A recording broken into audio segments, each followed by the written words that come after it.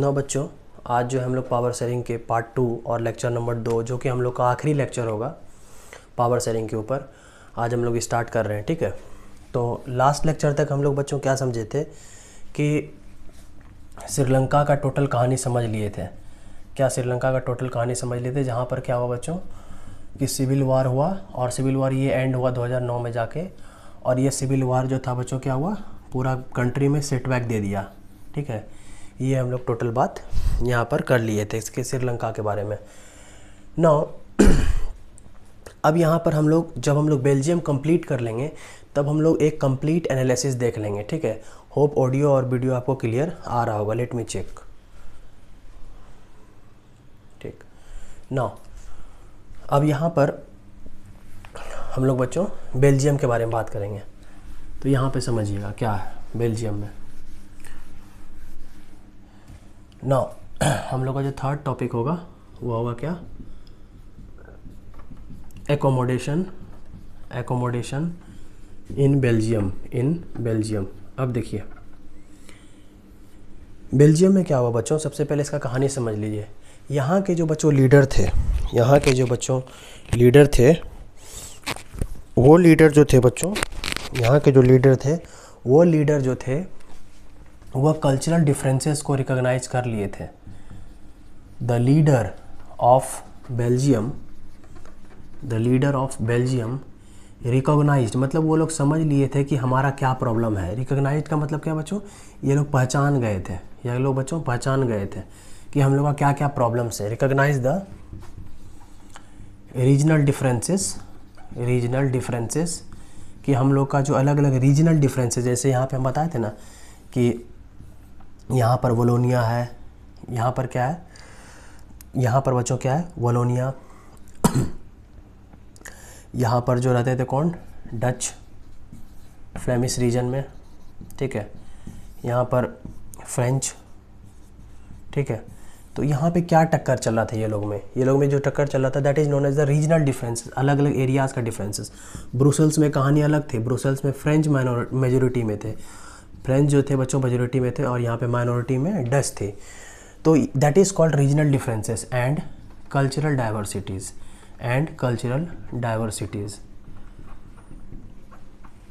ठीक है, तो ये हम लोग सबसे पहला बात यहाँ पे समझ में आ रहा है। क्या देखिए, हम आंसर नहीं लिख रहे, पहले हम आपको बैकग्राउंड समझा रहे हैं और समझा करके आपको लिख भी दे रहे हैं ताकि आप लोग नोट्स बनाते चलिएगा। पहला बात क्या बताएं कि जो बेल्जियम के जो बच्चों लीडर थे वो समझ गए क्या कि मेरा क्या कल्चरल डिफरेंसेस है और क्या रीजनल डिफरेंसेस और क्या मेरे कल्चर में डाइवर्सिटी है। ठीक है, तो इसी के वजह से दैट्स वाई जो बच्चों बेल्जियम के जो लीडर थे, Belgium leaders amended the constitution, मतलब उन्होंने संविधान को ही अमेंड कर डाला। संविधान को ये बच्चों अमेंड कर डाला 4 टाइम्स, कितना बार, 4 बार। कितना बार बच्चों, 4 बार जो इन लोगों ने संविधान को ही चेंज कर डाला। कब से कब तक, 1970 से लेकर 1993 तक। मतलब ये लोग लमसम 23 ईयर्स में बच्चों 4 बार अपना संविधान को बदल दिए। 4 बार संविधान को यहाँ पे बदल दिए, इन द सेंस यहाँ पर अमेंड किया। अमेंड का मतलब बदलना नहीं होता है, अमेंड का मतलब बच्चों सुधार होता है।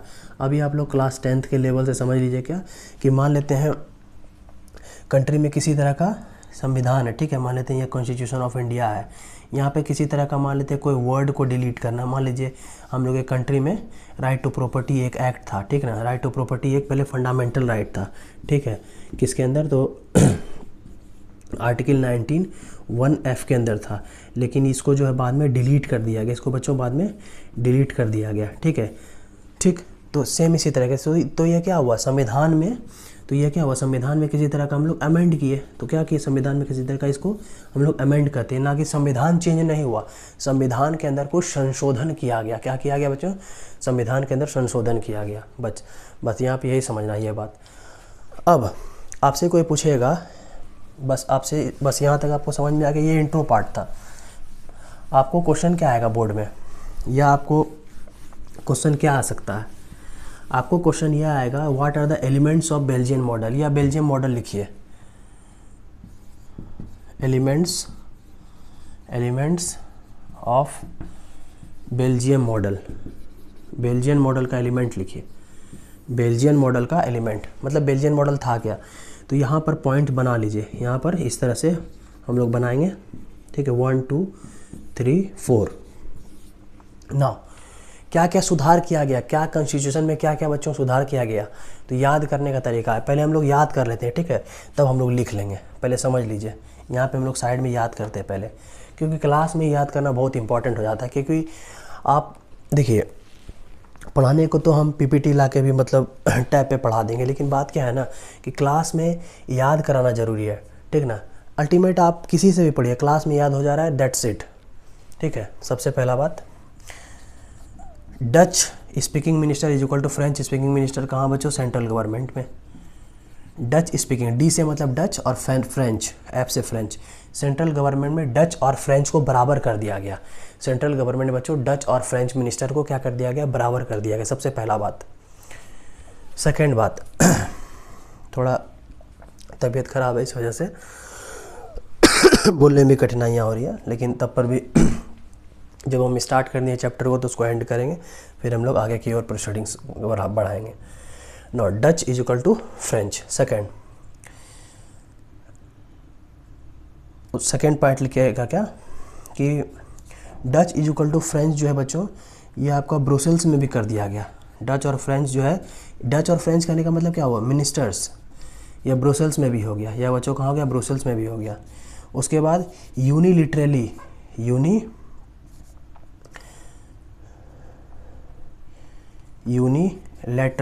यूनिलैटरली जो है डिसीजन नहीं ले सकता है कौन बच्चों, सेंट्रल गवर्नमेंट। यूनिलैटरली डिसीजन नहीं ले सकता है सेंट्रल गवर्नमेंट। उसके बाद तो इसका मतलब ये नहीं समझिएगा तो इसका मतलब ये हुआ बच्चों कि स्टेट गवर्नमेंट जो बच्चों वो अधीन नहीं है, वो अधीन नहीं है किसके, सेंट्रल गवर्नमेंट के। कहने का मतलब स्टेट गवर्नमेंट अलग है, अधीन नहीं है किसमें, सेंट्रल गवर्नमेंट। मतलब state government are not subordinate to the central government. सबसे पहला नंबर याद कीजिए, Dutch speaking minister is equal to the French speaking minister. Second point याद कीजिए, Dutch speaking minister is equal to French speaking minister in the Brussels, in the capital. Third point कि central government या state government दोनों कोई भी unilaterally कोई decision नहीं लेगी, मतलब एक मत से डिसीजन नहीं होगा। जब भी जो डिसीजन लिया जाएगा वो दोनों का यहाँ पे बात माना जाएगा, सेंट्रल गवर्नमेंट का भी और बच्चों स्टेट गवर्नमेंट का भी, ठीक है। इसका मतलब क्या हुआ, that state government are not subordinate. याद कीजिए, state government are not subordinate to the central government. इस तरीके से आपको क्लास में याद करना है। नाउ फोर्थ पॉइंट बच्चों याद क्या करना है, फोर्थ पॉइंट आपको याद क्या करना है, दैट बहुत सारा जो पावर था, पावर सिंपल है यहाँ पे, पावर जो था किसका, बहुत सारा पावर सेंट्रल गवर्नमेंट का वो स्टेट गवर्नमेंट को दे दिया गया। किसको दे दिया गया, स्टेट गवर्नमेंट। और स्टेट गवर्नमेंट में कहाँ पे, मेन दो रीजन। अब पूछेगा आप दो रीजन कौन, तो फ्लेमिश रीजन और वलोनिया रीजन। ये कहने का बात नहीं, चूँकि आपके बुक में लिखा नहीं, लेकिन यहाँ पे फ्लेमिश रीजन और वलोनिया रीजन में दो रीजन को जो है पावर जो है बच्चों सेंटर से स्टेट में दे दिया गया था। और दैट प्रोसेस, इस प्रोसेस को हम लोग डिसेंट्रलाइजेशन भी कहते हैं। इस प्रोसेस को बच्चों हम लोग डिसेंट्रलाइजेशन भी कहते हैं, जो हम लोग एक डिटेल्ड में एक लेक्चर में, पर्टिकुलर एक लेक्चर जो 1 घंटा का होगा लमसम, हम लोग इसको समझेंगे किसमें, चैप्टर नंबर 2 में। ना उसका 5वां पॉइंट लिखिएगा, कम्युनिटी गवर्नमेंट। 5वां पॉइंट कम्युनिटी गवर्नमेंट। अब कम्युनिटी गवर्नमेंट का मतलब एक थर्ड टाइप का गवर्नमेंट अब एक नया आ गया। यहाँ पर आपके लिए एक थर्ड टाइप का गवर्नमेंट आ गया, central government, state government and third government is known as community government. अब यह जो कम्युनिटी गवर्नमेंट है ये बच्चों अलग अलग लैंग्वेज से आती है। जैसे यहाँ पर डच लैंग्वेज के लोग होंगे, यहाँ पर फ्रेंच लैंग्वेज के लोग होंगे, यहाँ पे जर्मन लैंग्वेज के लोग होंगे, ठीक है। अब उसके बाद आप पूछेगा कि ये किस किस चीज़ के ऊपर कानून बना सकते हैं, उसके बाद आप पूछेगा ये किस किस चीज़ के ऊपर कानून बना सकते हैं, तो ये 3 चीज़ के ऊपर कानून बनाए। किसके ऊपर बच्चों, 3 चीज़ के ऊपर। याद रखने का तरीका सेल होता है, सेल, कल्चर, एजुकेशन, लैंग्वेज। हम लोग भी जब क्लास 10th में थे तो इस तरीके से याद किए थे, SCEL, सेल। उस समय तो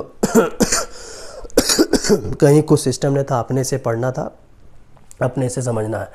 अभी तो आपके लिए ये सब फ्री ऑफ कॉस्ट हम सब चीज़ करके दे रहे हैं, ठीक है। और डिटेल्ड में क्लास में ये समझ लीजिए।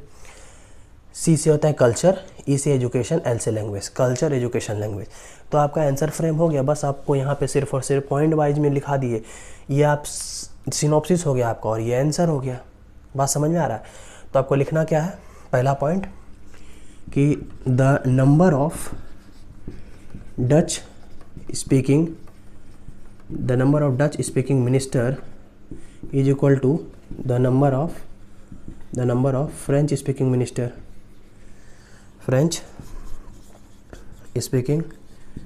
मिनिस्टर। कहाँ? तो इन बेल्जियम।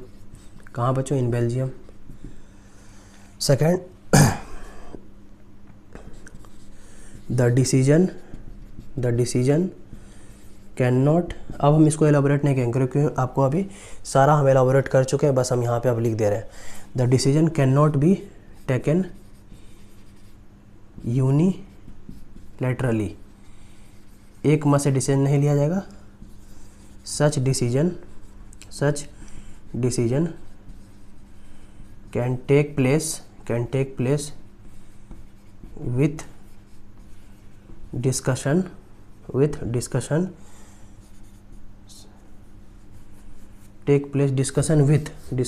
लिखिए यहाँ पे, discussion with state government.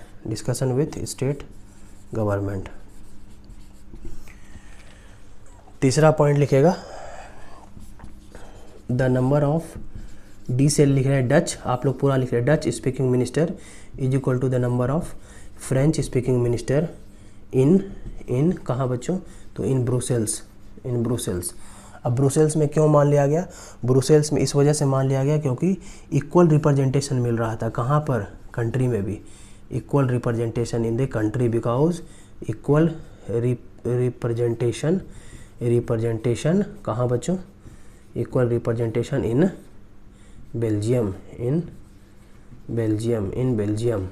Belgium, ठीक है।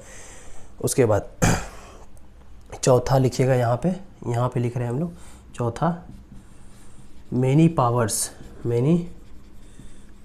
Of central government,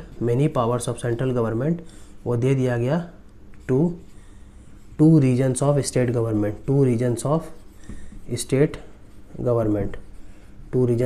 government. इसका मतलब यही नहीं समझिएगा बच्चों कि जब हम पावर दे दिए, ठीक है, याद रखिएगा, जब हम क्या बहुत इंपॉर्टेंट लाइन कहने को जा रहे हैं, इसका मतलब ये नहीं समझिएगा यदि हम कह रहे हैं कि बहुत सारा पावर दे दिया गया या कुछ पावर दे दिया गया सेंट्रल गवर्नमेंट से, किसको? स्टेट गवर्नमेंट को, तो इसका मतलब state government are not subordinate, वो अधीन नहीं है किसके? तो सेंट्रल गवर्नमेंट के। लिख लीजिएगा, स्टेट गवर्नमेंट यहाँ पे लिख लीजिए, जगह नहीं है, यहाँ पे लिख लीजिए, यहाँ पे जगह नहीं है, यहाँ पे लिखिए state government. This means state government are not subordinate, अधीन, सबऑर्डिनेट का मतलब लिख लीजिएगा अधीन, are not subordinate to central government, ठीक। और लास्ट पॉइंट लिखिएगा ई नंबर पॉइंट यहाँ पे लिख रहे हैं, there is third type of government, और थर्ड टाइप ऑफ गवर्नमेंट का नाम क्या था बच्चों? कम्युनिटी गवर्नमेंट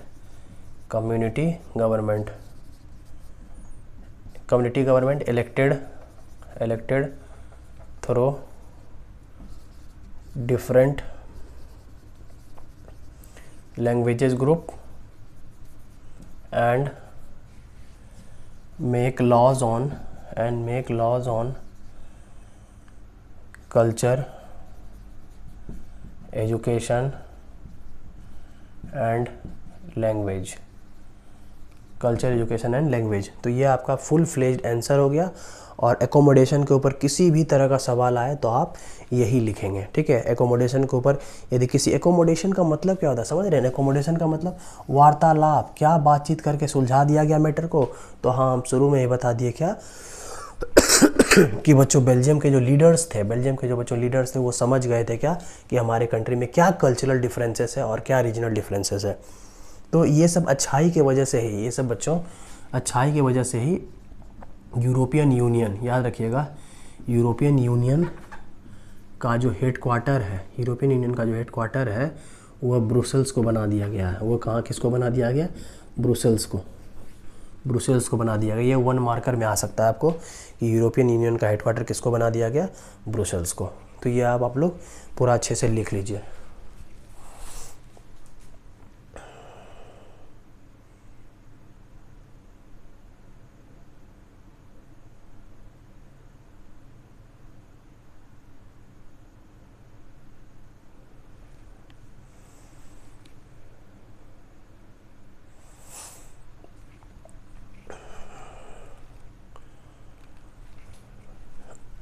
होप इसको आप लोग लिख लिए होंगे, या पॉज करके लिख लीजिए ना। आगे हम लोग बढ़ते हैं।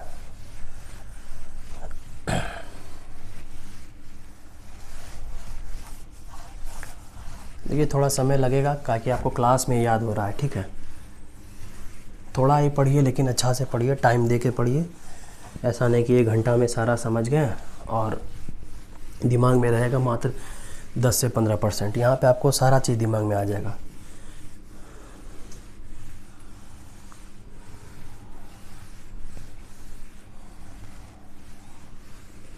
नो, अभी एकोमोडेशन तो हो गया, लेकिन कुछ हम लोग बात यहाँ पे करेंगे।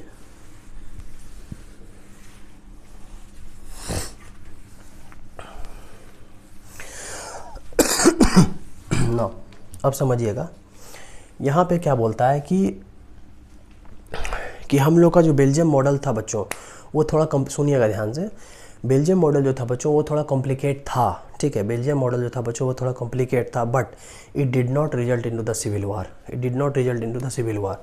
क्या कर रहे थे, देखिएगा कि बेल्जियम मॉडल हम कह सकते हैं थोड़ा कॉम्प्लिकेट था। क्या था? थोड़ा जटिल था, कॉम्प्लिकेट था, टेढ़ा था, ठीक ना। लेकिन it did not result into the civil war that like of Sri Lanka. Did not result into civil war. यहाँ पे बच्चों सिविल वार नहीं हुआ, सिविल वार नहीं हुआ, जो कि बच्चों श्रीलंका में हुआ था। अब इसका मतलब क्या हुआ? इसका मतलब हुआ बच्चों, यदि हम कंपेयर करें, यदि हम बच्चों कंपेयर करें किसके बीच, अब हम लोग यहाँ पे कंपेयर करने के लायक बन चुके हैं।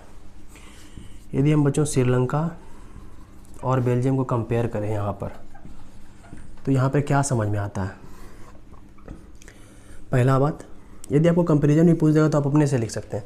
पहला बात बच्चों, यहाँ पर पावर का शेयरिंग हुआ नहीं हुआ? यहाँ पे पावर का शेयरिंग नहीं हुआ और यहाँ पे पावर का शेयरिंग हुआ।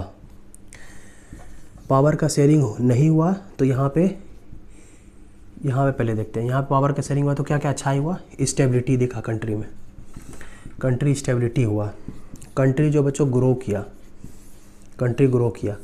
सिविल वार लाइक सिचुएशन बच्चों यहाँ पे नहीं हुआ, ठीक है। सिविल वार लाइक सिचुएशन नहीं हुआ। यहाँ पे क्या हुआ? स्टेबिलिटी का उल्टा इनस्टेबिलिटी हुआ। क्या हुआ बच्चों? इनस्टेबिलिटी हुआ। उसके बाद कंट्री का ग्रो क्या? कंट्री ख़त्म हो गया। सिंपल लिखेंगे सेटबैक, कंट्री सेटबैक, सब तरीके से सेटबैक। कौन कौन सा सेटबैक बताए थे? Socially setback, economically setback, politically setback, सब। और सिविल वार भी हुआ। और बच्चों सिविल वार भी हुआ, और सिविल वार जाके कब ख़त्म हुआ? सिविल वार 2009 में जाके ख़त्म हुआ, 2009 में जा कर के ख़त्म हुआ, ठीक है। तो दैट्स द कंपैरिजन। अब यहाँ पे कारण क्या था? कारण क्या था?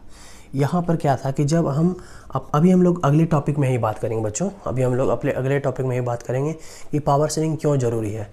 देखिए जब हम अपना विल मतलब विल का मतलब बच्चों इच्छा, जब हम अपना इच्छा जो है वो किसी पर्टिकुलर एक मान लेते हैं ये मेजॉरिटी है, ठीक है, ये यहाँ पे मेजॉरिटी है, ये सेक्शन कुछ मेजॉरिटी है, मान लेते हैं ये मेजॉरिटी है कौन? कोई एक्स कम्युनिटी, कोई हम कम्युनिटी का नाम नहीं लेंगे, कोई पर्टिकुलर एक कम्युनिटी है जो मेजॉरिटी में है और वो क्या कर रही है? माइनॉरिटी है। मान लेते हैं उस कंट्री में कोई माइनॉरिटी है और वह माइनॉरिटी वाई कम्युनिटी है। यदि ये अपना विल जो है मेजॉरिटी कम्युनिटी अपना विल इसके ऊपर थोपता जा रहा है, ठीक है, मेजॉरिटी कम्युनिटी अपना विल इसके ऊपर थोपता जा रहा है और वो विल जो है ये नहीं चाहता है कि माइनॉरिटी हम इसको एक्सेप्ट करें, तो क्या होगा, एक एग्रेशन फूटेगा, ठीक है।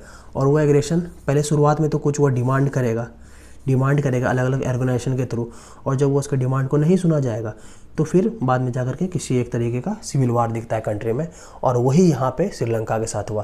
तो सिंपल कहने का मतलब क्या है, जब कोई एक मेजॉरिटी कम्युनिटी डोमिनेट करने लगती है माइनॉरिटी के ऊपर by disregarding the needs and the wishes of the minority. By disregarding का मतलब क्या, उसकी इच्छा को बिना सुने हम अपनी इच्छा को थोप रहे हैं किसके ऊपर, अल्पसंख्यक के ऊपर, तो उसकी वजह से क्या होता है बच्चों, सिविल वार लाइक सिचुएशन होता है, जो श्रीलंका को में देखने को मिला, ठीक है। तो ये आपका कंक्लूजन था बच्चों, ये आपका कंक्लूजन था। इसको आप लोग समझ गए तो ठीक है, नहीं तो आप लोग समझ गए और इसको लिख भी लीजिएगा। चूँकि देखिए एग्जामिनर किसी तरह से भी घुरा के क्वेश्चन पूछेगा ना, बनना ही बनना है, जब आपको पूरा कहानी पता है काहे नहीं बनेगा, ठीक है। ये समझ में आ गया, ये पूरा बात लिख लीजिए इसको।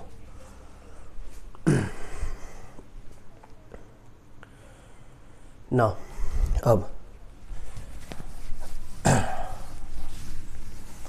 अब जो है हम लोग बात करेंगे बच्चों second topic, next topic, why power sharing is desirable. Why power sharing is desirable. अब हम लोग थोड़ा सा स्पीड में कर लेते हैं। हम लोग का जो मेन खेल था वो हो गया, आपको समझा दिए main base. No fourth topic, why power sharing is desirable. No power sharing जो है डिजायरेबल क्यों है, पावर शेयरिंग बढ़िया क्यों है, why power sharing is good. Power sharing जो है गुड होने का बच्चों दो कारण है। पावर शेयरिंग गुड होने का दो कारण है। एक प्रूडेंशियल कारण है, एक बच्चों क्या है, प्रूडेंशियल कारण है, एक बच्चों मॉरल कारण है। एक बच्चों क्या है, मॉरल कारण है। हम लोग डायरेक्ट इसी तरह से पढ़ते हैं। प्रूडेंशियल का मतलब क्या होता है, जो हम लोग विवेक से लिया गया काम, विवेक से लिया गया। विवेक का मतलब क्या होता है कि हम लोग केयरफुल कैलकुलेशन किए हैं, केयरफुल कैलकुलेशन किए हैं। मतलब क्या, कॉस्ट बेनिफिट एनालिसिस इसको बोलते हैं, कॉस्ट बेनिफिट एनालिसिस। जैसे यदि हम लोग आपको लेमैन लैंग्वेज में समझाएं कि कोई आप पर्टिकुलर चीज़ को ख़रीदते हैं 10 रुपये का, ठीक है, या 100 रुपये का, तो आप उस चीज़ में देखते हैं क्या कि हमको इस प्रोडक्ट से 100 रुपये से ज़्यादा का बेनिफिट आएगा कि नहीं, 100 रुपये से ज़्यादा का बेनिफिट आएगा कि नहीं, तब ना आप उस प्रोडक्ट को ख़रीद रहे हैं। बात समझ रहे हैं। मान लेते हैं पर्टिकुलर आप एक प्रोडक्ट खरीदें जिसका दाम था 5000 या 100 रुपया, 1000 रुपया जो भी था, तो आप उसका बेनिफिट लगा के ना उस प्रोडक्ट को डिटरमाइन कर रहे हैं और ख़रीद रहे हैं। सेम उसी तरीके से कंट्री में भी पावर शेयरिंग का रोल होता है, सेम उसी तरीके से। अब कैसे, ये तो प्रूडेंशियल रीजन हुआ। अब मॉरल रीजन का मतलब अलग, वो मॉरल रीजन है बताएंगे। जैसे अब यहाँ पे कहता है क्या कि power sharing is good, power sharing अच्छा है। कारण क्या कि it reduces social conflict, it reduces social conflict. पहला बात कि सोशल कन्फ्लिक्ट को यह कम करता है। If social conflict is there, if social conflict यदि यहाँ रहा, if social conflict is there, then क्या होगा, मतलब यदि झगड़ा रहेगा तो क्या बच्चों, तो वायलेंस क्रिएट होगा, वायलेंस इंक्रीज होगा, और उसके वजह से बच्चों इनस्टेबिलिटी दिखेगा। क्या बच्चों दिखेगा, इनस्टेबिलिटी, ठीक, अस्थिरता। सेकेंड पॉइंट लिखा है, power sharing leads to stability, power sharing leads to stability. Next point बहुत इंपॉर्टेंट है, अभी जो इसके पहले हम बताए थे, imposing the will of the majority over the minority. यदि हम अपना इच्छा को, मेजॉरिटी का इच्छा को हम माइनॉरिटी के ऊपर थोपते हैं, वो हम लोग को शॉर्ट रन में वो थोड़ा बढ़िया दिखता है, बट वो लॉन्ग रन में देखें तो वह कंट्री को खतरे में ले जाता है, कंट्री को खतरे में ले जाता है। अब इसको कैसे लिखेंगे, जो आपके एनसीईआरटी में लिखा हुआ है, imposing the will of the majority किसके ऊपर, on minority will look like an attractive option, an attractive option for short run, but in long run it undermines, मतलब undermines का मतलब घातक है, खराब है। it undermines the unity of the country, it undermines the unity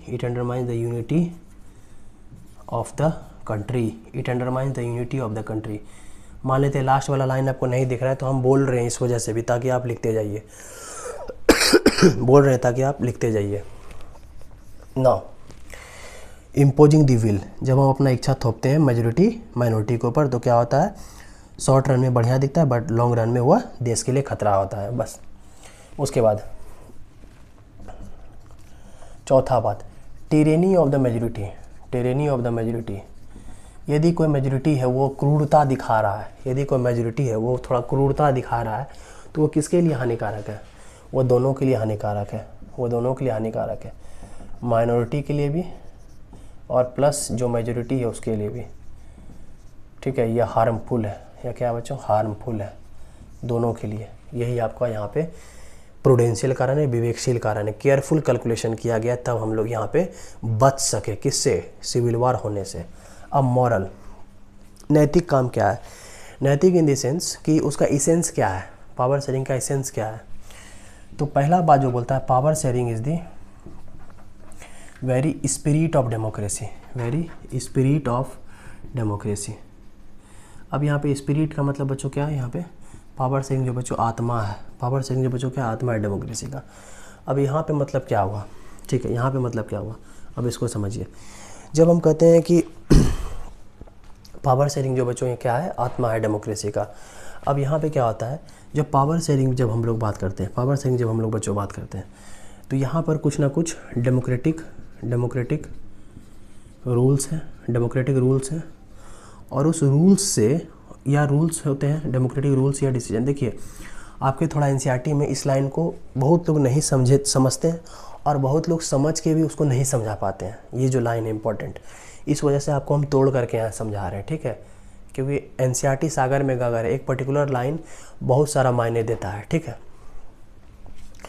power sharing जो है, यहाँ पे पावर शेयरिंग में बच्चों क्या बोल रहे हैं, डेमोक्रेटिक रूल्स हैं, डिसीजंस हैं, डेमोक्रेटिक रूल्स और डिसीजन बनते हैं।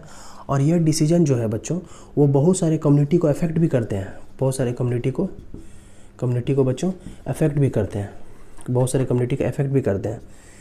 ठीक है, तो उस कम्युनिटी को जो अफेक्ट किया गया, तो उस पर गवर्नेंस करने का काम किसका है, गवर्नमेंट का।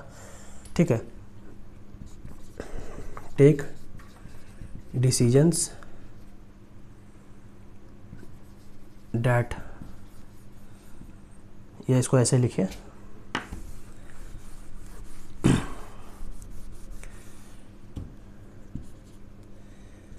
टेक डिसीजन बाय द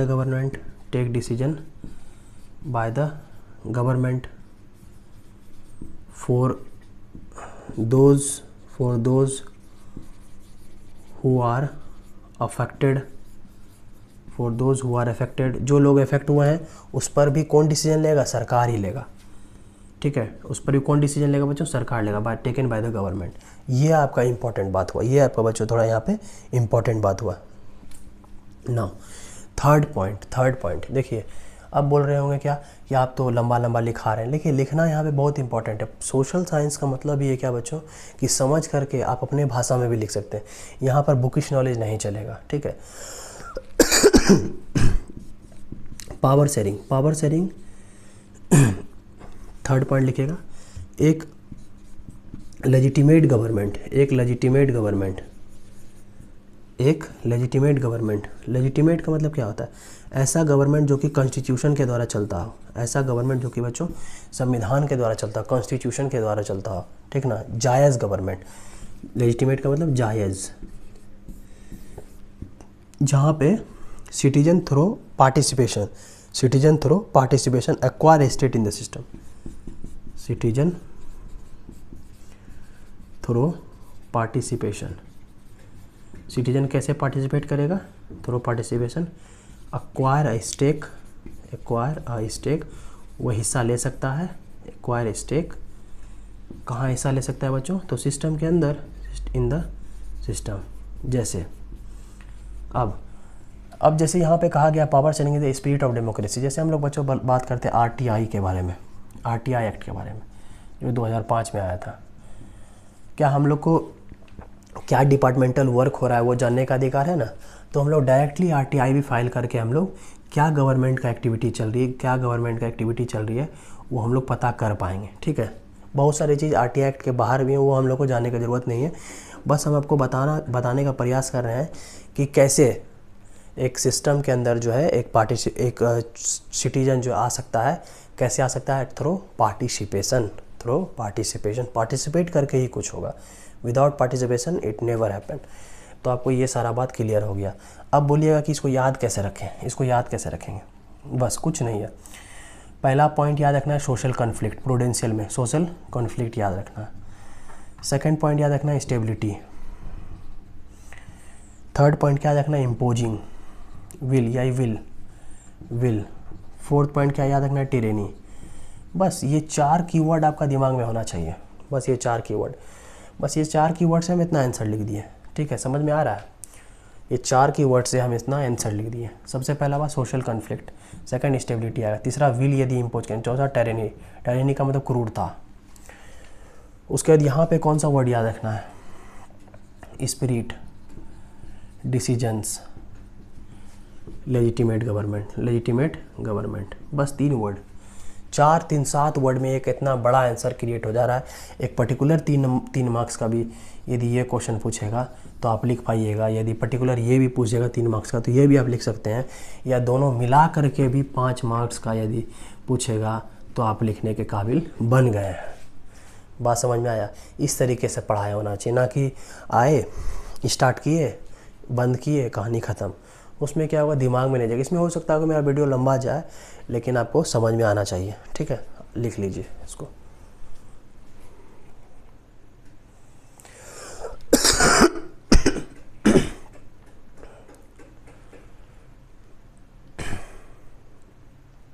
ना अब जो है इसको होप आप लोग उतार लिए होंगे।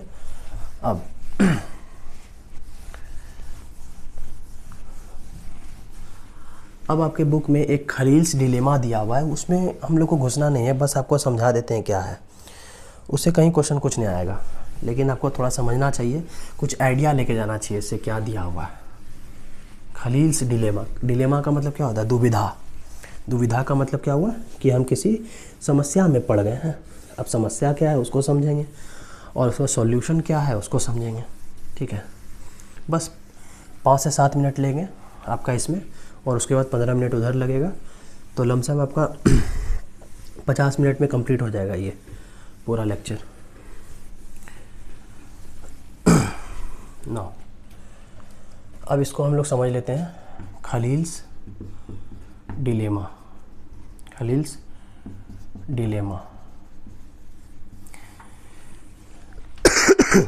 देखिए बच्चों, खलील नाम का एक व्यक्ति था, और वो कहाँ रहता था? लेबनान में। कहाँ रहता था बच्चों? लेबनान में। लेबनान एक मिडिल ईस्ट कंट्री, आपको पता होगा, नहीं पता है तो जान लीजिए। मिडिल ईस्ट कंट्री है, जो भी यूपीएससी प्रिपरेशन करे उसको पता होगा। लेबनान एक मिडिल ईस्ट कंट्री है। कैपिटल इसके यहाँ पे दिया गया है बुक में आपका बेरट। क्या दिया गया है? बेरट। कैपिटल क्या है? बेरट। ये इम्पॉर्टेंट है, लेबनान, बेरट। अब खलील जो है बच्चों अपने बाइक पर या खुद बैठा हुआ है खलील, और उसके साथ एक आदमी है, पीछे राइडर है। ठीक है, ठीक है। अब एक राइडर है, ठीक है, एक क्या है यहाँ पे पीछे? पिलियन राइडर है, इसके पीछे बैठा हुआ है। अब यहाँ पर ये इसको विक्रम बेताल का कहानी सुनाता है। ये इसको विक्रम और बेताल का यहाँ पे कहानी सुनाता है। विक्रम जो है मोटरसाइकिल चला रहा है, ठीक है, और बैताल जो है पिलियन राइडर है। ठीक, अब यहाँ पे ना, ठीक, विक्रम है ये और ये कौन है, बैताल। देखिए इसमें उतना दिमाग नहीं लगाना है, ठीक है, बात समझिएगा, जहाँ पर इम्पोर्टेंट है उसको ध्यान देना।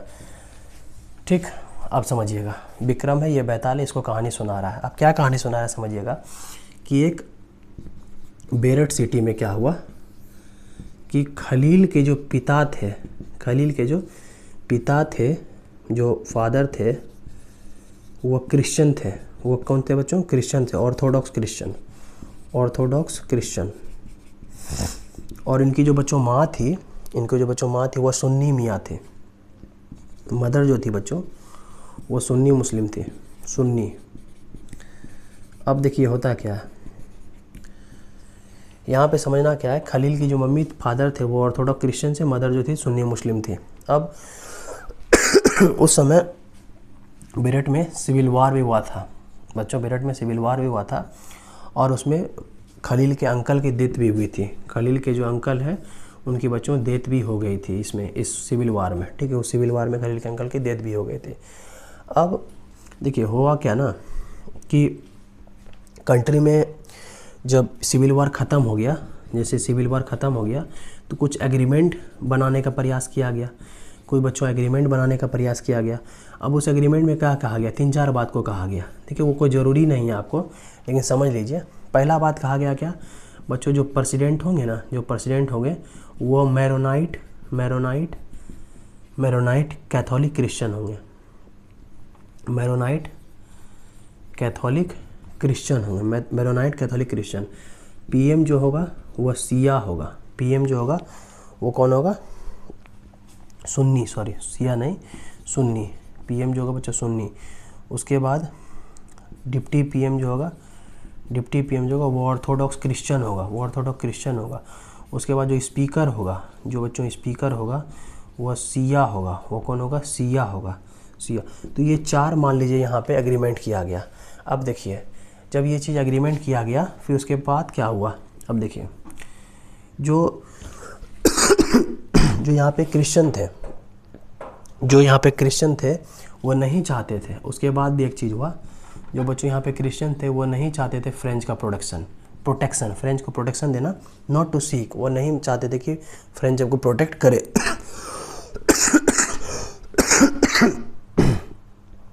सॉरी। और जो बच्चों मुस्लिम था, मुस्लिम वो नहीं चाहता था क्या कि सीरिया जो उसके बगल का देश है वो क्या हो, यूनिफाई हो, वो क्या हो, यूनिफाई हो। अब देखिए बात क्या था ना, खलील का दिमाग इतना क्या बोलते हैं, एक डिलेमा में आ गया। खलील का दिमाग इतना उझरा गया इन द सेंस, खलील का दिमाग इतना बौख गया कि वो सोच रहा था कि ऐसा कहाँ है मेरा देश कि जहाँ पर अलग अलग रिलीजन को यहाँ पे फॉलो किया जा रहा है। ठीक है, अलग अलग यहाँ पे रिलीजन के व्यक्ति को पोस्ट दिया जा रहा है, रिलीजन के व्यक्ति को पोस्ट दिया जा रहा है। वो सीधा सोचा क्या कि सीधा जिस तरीके से डेमोक्रेसी है, आपको हम शॉर्ट में सीधा बता रहे, जिस तरीके से डेमोक्रेसी है उस तरीके से कंट्री होना चाहिए कि एक पर्टिकुलर कंट्री है जहाँ पे पॉपुलेशन है, जहाँ पे 5-4 लोग खड़ा हुए हैं, इसमें से कोई एक पर्टिकुलर लोग जीता, उसको हम यहाँ पे क्या बना दिए, पीएम बना दिए। क्यों, वाई रिलीजन, रिलीजन का कोई बात नहीं होता है। तो खलील का माइंडसेट जो था बच्चों सिंपल है, खलील का जो माइंडसेट था वो था in the support of democratic government, in the support of democratic government, not in the support of, not favour of theocracy. यह क्या है, ये थियोक्रेसी ही तो है जहाँ पर अलग अलग पोस्ट जो है अलग अलग रिलीजन के लोग को दिया जा रहा है। ठीक है, अलग अलग रिलीजन के लोग को यहाँ पे दिया जा रहा है। उसके बाद ये मेन आपका कहानी बस इतना ही था। ठीक है, तो इसके अलावा हम लोग अब नेक्स्ट टॉपिक की ओर बढ़ते हैं। तो लिखना है लिख लीजिए, नहीं तो आप मोटा मोटी लिख लीजिए बस।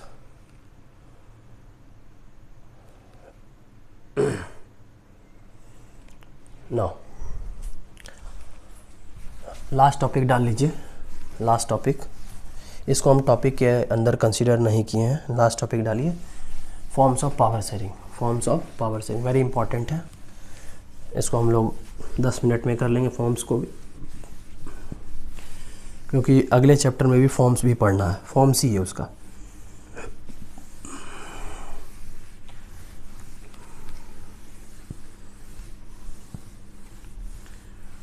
नो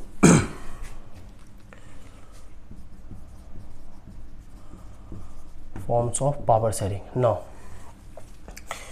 देखिए, हम लोग तो अभी समझ गए कि पावर शेयरिंग क्यों इम्पोर्टेंट है बच्चों। पावर शेयरिंग का यदि हम अपोजिट देखें तो होता क्या, सेंट्रलाइजेशन। यदि सेंट्रलाइजेशन होगा बच्चों तो क्या होगा, सेंट्रलाइजेशन होगा तो बच्चों क्या होगा, तो किसी एक पर्टिकुलर कम्युनिटी की चलेगी, ठीक है, जैसे हम लोग श्रीलंका में देखें। लेकिन पावर का शेयरिंग हुआ तो क्या हुआ, या डिसेंट्रलाइजेशन हुआ तो क्या हुआ, डिसेंट्रलाइजेशन हुआ तो क्या हुआ, तो इसका मतलब क्या हुआ, people are the source of all political power. बहुत important line, people are the source of all political power. हम लोग के कंट्री में तो पीपल सॉवरेन है, पीपल सारा जो पॉलिटिकल पावर का सोर्स है कौन है, जनता। इस वजह से हम लोग क्या बोलते हैं, we the people of India, we the people of India. इसका मतलब क्या, वी दी पीपल का इसका मतलब वही हुआ, people are the source of all political power. ठीक है, बस यहाँ तक समझ में आया। अब हम लोग बात करते हैं क्या चीज़, फॉर्म्स में आ जाते हैं। ठीक है, अब people are the source of all political power, उसके बाद क्या बेनिफिट क्या है कि यहाँ पर सारे अलग अलग जो भी तरह के कम्युनिटी के लोग हैं उनके वॉइसेस को भी सुना जाता है। ठीक है, जितने भी अलग अलग कम्युनिटी के लोग हैं उनके वॉइसेस को, उनके व्यूज़ को रिस्पेक्ट किया जाता है। देखिए, डिफरेंट वॉइसेस हुआ, डिमांड्स हुआ, ठीक है, उनको क्या किया जाता है, हर्ड किया जाता है, हर्ड किया जाता है। जितने भी अलग अलग डाइवर्स ग्रुप को बच्चों, डाइवर्स ग्रुप के बच्चों, अलग अलग जो ग्रुप्स हैं उनको रेस्पेक्ट भी दिया जाता है। ठीक है, ठीक है, उनको बच्चों रेस्पेक्ट भी दिया जाता है। तो ये सारा आपका गुड डेमोक्रेटिक फॉर्म गवर्नमेंट का फीचर भी है, good democratic form of government का फीचर भी है। ठीक है, इस तरीके इस पे क्वेश्चन नहीं आया क्योंकि ये 9th का पार्ट है। ठीक है, 9th का पार्ट है, इस वजह से इसके ऊपर क्वेश्चन नहीं आएगा। लेकिन हम बता दें कि यदि मान लेते हैं फीचर आता है तो आप लिखेगा people are the source of all political power, different voices and the demands are where are heard, diverse group in a democratic society will be respected. ठीक है, ये सब आपको लिखना है। ठीक, नाउ हम जो बोलते हैं वो भी बहुत इंपॉर्टेंट है। जैसे मान लें कोई लाइन हम इंग्लिश में बोले तो उसको आप लोग नोट डाउन कर लीजिए।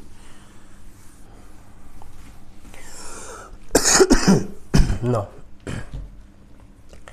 टोटल 4 डिवीजन होता है। कितना बच्चों, 4 डिवीजन। बस चारों को हम लोग एक ही स्लाइड में समझ लेंगे। ठीक है, सबसे पहला बच्चों horizontal division, horizontal division. Second vertical, third social groups, social groups.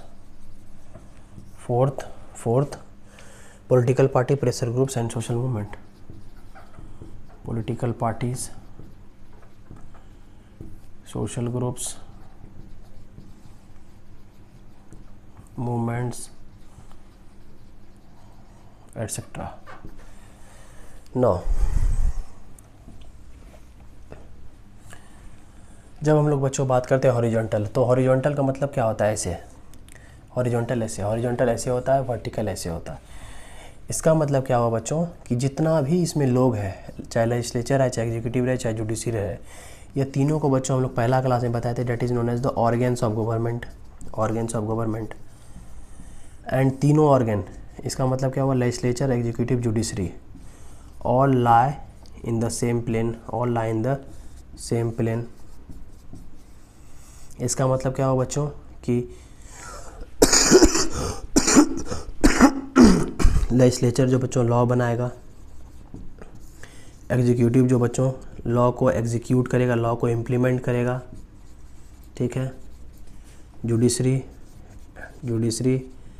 Adjudicate करेगा लॉ को, एडजुडिकेट करेगा उसी लॉ को।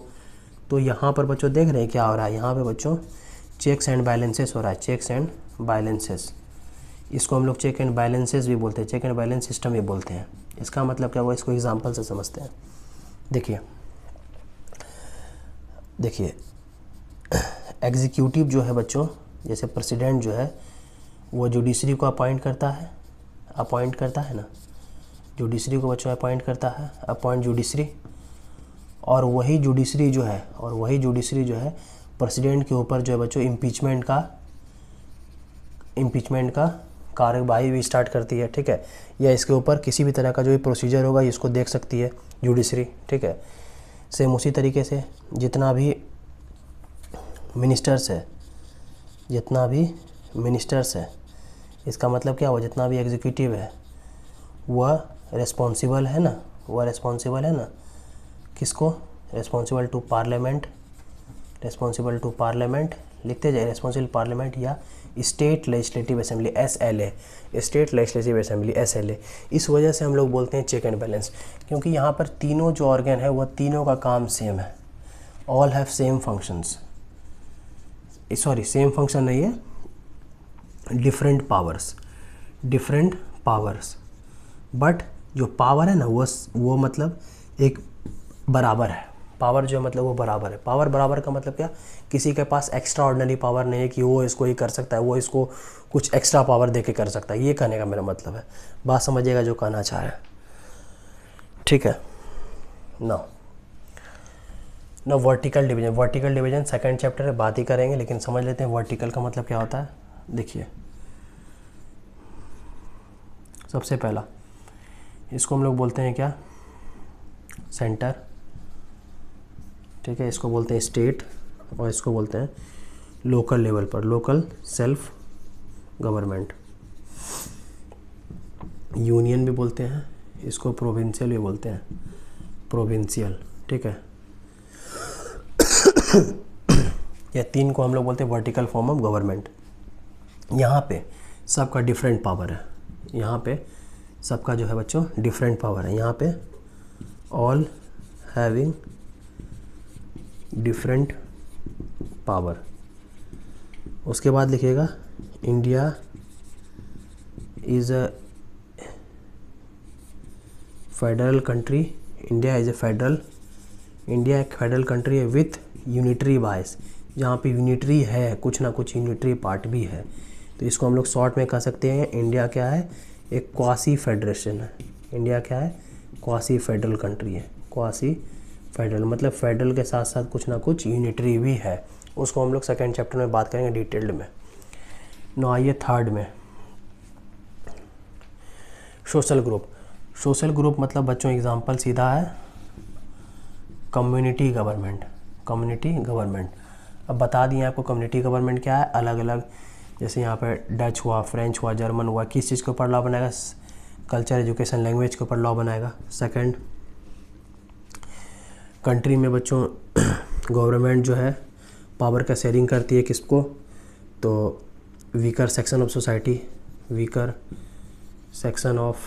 सोसाइटी को भी, जैसे जो SC हैं, ST हैं, SC हो गया, ST हो गया, वुमेन हो गया, कैसे, तो थ्रू रिजर्व कॉन्स्टिट्यूएंसी।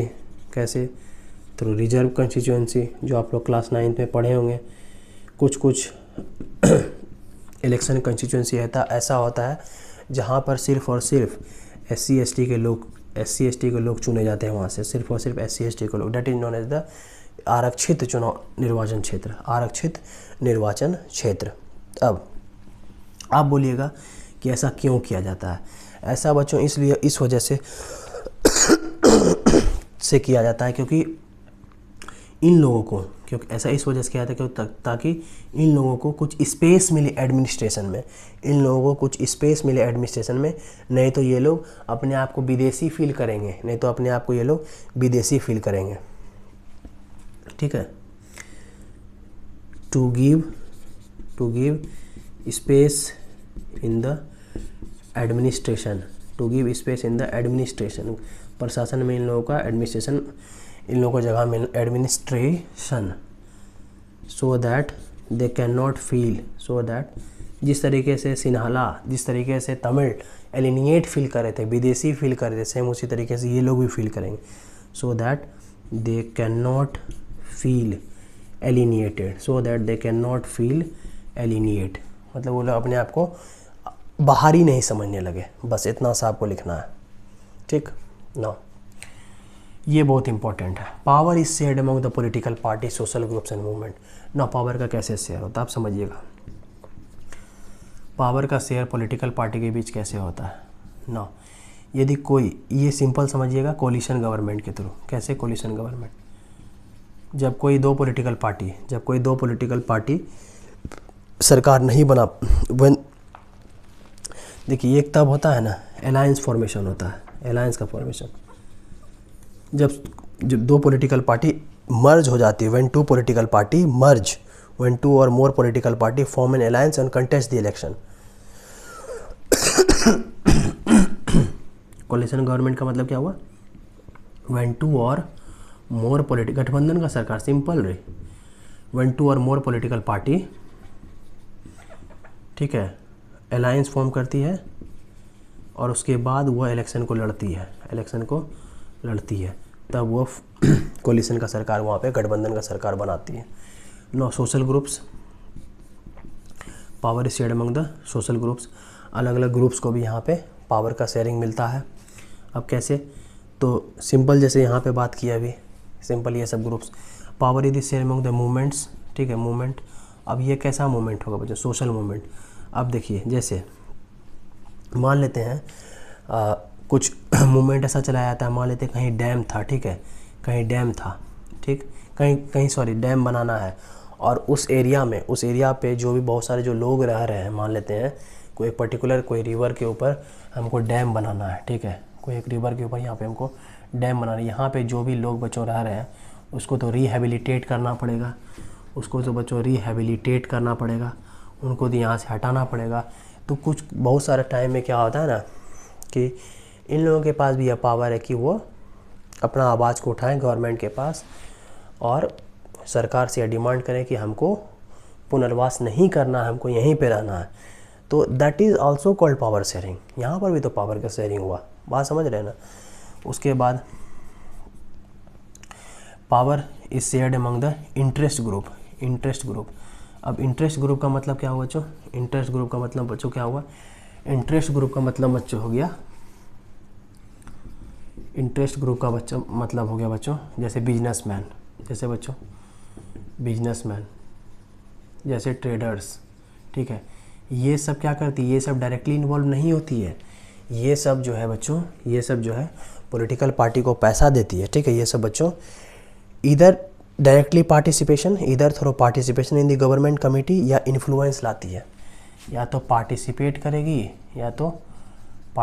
करेगी या डिसीजन को इन्फ्लुएंस करेगी, जैसे भी इलेक्टोरल बॉन्ड था, बहुत सारा बड़ा कंपनी जो था वो अलग अलग पॉलिटिकल पार्टी को डोनेशन के नाम पर बॉन्ड दिया करती थी, ठीक है, ठीक। उसके बाद एक होता है बच्चों प्रेशर ग्रुप। सिंपल समझिए, प्रेशर ग्रुप क्या होता है, बस 1 मिनट में समझ लीजिएगा। यह ग्रुप जो होता है, प्रेशर ग्रुप जो होता है, वो किसी भी पॉलिटिकल पार्टी से जुड़ा हुआ नहीं रहता है। They are not link to political party, वो किसी पॉलिटिकल पार्टी से जुड़ा हुआ नहीं रहता। But they influence the decision of the political party, but वो प्रभावित करता है पॉलिटिकल पार्टी के डिसीजन को। जैसे एग्जांपल ABVP, अखिल भारतीय विद्यार्थी परिषद, ठीक है, नेशनल NSUI जैसे है ना कांग्रेस का, ये BJP का, तो कहीं ना कहीं वो है, ठीक है। लेकिन हम लोग जब बाय डेफिनेशन जाते हैं तो वो हम लोग डायरेक्टली नहीं कहते हैं कि कोई पॉलिटिकल पार्टी से जुड़ा, but they directly influence the decision of the political party. Now आपका चैप्टर यहाँ पर एंड होता है और सारा बात आप लोग लिख लीजिएगा, ठीक है, सारा बात आप लोग लिख लीजिएगा। उसके बाद हम लोग प्रयास करेंगे कि जितने भी इसके ऊपर PYQs आए हैं उसको हम लोग, फेडरलिज्म जब ख़त्म हो जाएगा ना, तब हम लोग PYQs को दोनों, फेडरलिज्म के चैप्टर को और पावर शेयरिंग दोनों को मर्ज करके हम लोग एक जो है PYQ जितने भी आ चुके हैं उसके ऊपर हम लोग बात कर लेंगे। और वीडियो को सब्सक्राइब शेयर कर दीजिएगा, लाइक कर दीजिएगा। दैट्स ऑल, थैंक यू, जय हिंद।